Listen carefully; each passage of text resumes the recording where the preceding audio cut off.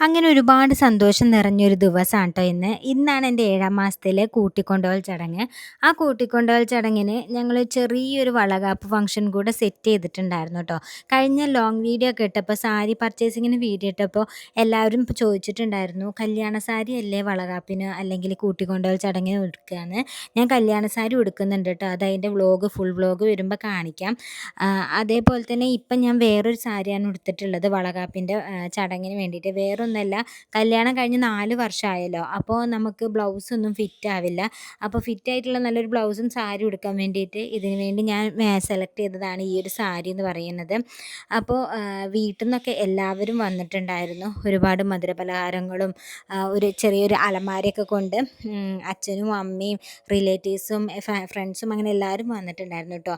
അരുണേട്ടൻ്റെ വീട്ടിൽ വെച്ചായിരുന്നു ചടങ്ങ്. സാധാരണ 7ാം മാസത്തിലോ അല്ലെങ്കിൽ 9ാം മാസത്തിലൊക്കെ ഈ ചടങ്ങുകൾ നടത്താറുണ്ട്.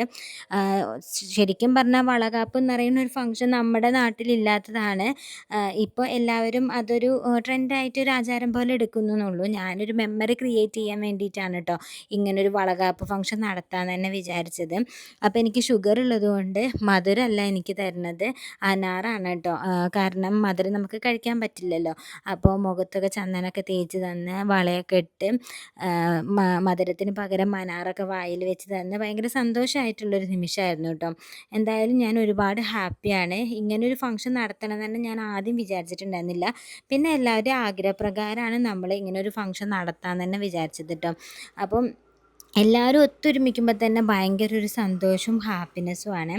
ഇതിൻ്റെ ഡെക്കോർ എങ്ങനെ ചെയ്യുന്നു അല്ലെങ്കിൽ ഇതിൻ്റെ പ്രിപ്പറേഷൻസിൻ്റെ ഒക്കെ വീഡിയോസ് ഞാൻ തൊട്ട് മുന്നേ ഉള്ള റീൽസിൽ ഇട്ടിട്ടുണ്ടായിരുന്നേ. അപ്പോൾ എന്തായാലും നല്ല ഹാപ്പി ആയിട്ടുള്ളൊരു ദിവസവും ഫംഗ്ഷനൊക്കെ ആയിരുന്നു. അപ്പോൾ ഫംഗ്ഷനൊക്കെ കഴിഞ്ഞ് കുറച്ചധികം തന്നെ ഫോട്ടോസ് ഞങ്ങൾ എടുത്തിട്ടുണ്ടായിരുന്നു കേട്ടോ. അതൊക്കെ നമുക്കൊരു മെമ്മറി ആക്കി എടുത്ത് വെക്കണമെന്ന് വിചാരിച്ച്. പിന്നെ നല്ല അടിപൊളി ഒരു സദ്യ ഉണ്ടായിരുന്നു.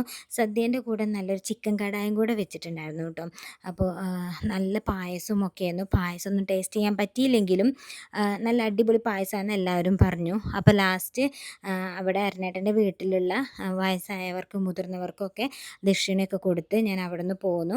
ഇപ്പം എൻ്റെ വീട്ടിലെത്തിയിട്ടുണ്ട്. അമ്മ വിളക്കൊക്കെ തന്ന് സ്വീകരിച്ച് നമ്മളുള്ളിൽ പൂജാ റൂമിൽ വിളക്കൊക്കെ കൊണ്ടുവച്ചു കേട്ടോ. അങ്ങനെ ഒരു ചെറിയൊരു ചടങ്ങുള്ള എന്നാൽ ഭയങ്കര ഹാപ്പി ആയിട്ടുള്ള വലിയൊരു ഫംഗ്ഷനും കൂടിയായിരുന്നു കേട്ടോ എൻ്റെ ഒരു 7ാം മാസത്തെ വളകാപ്പ്.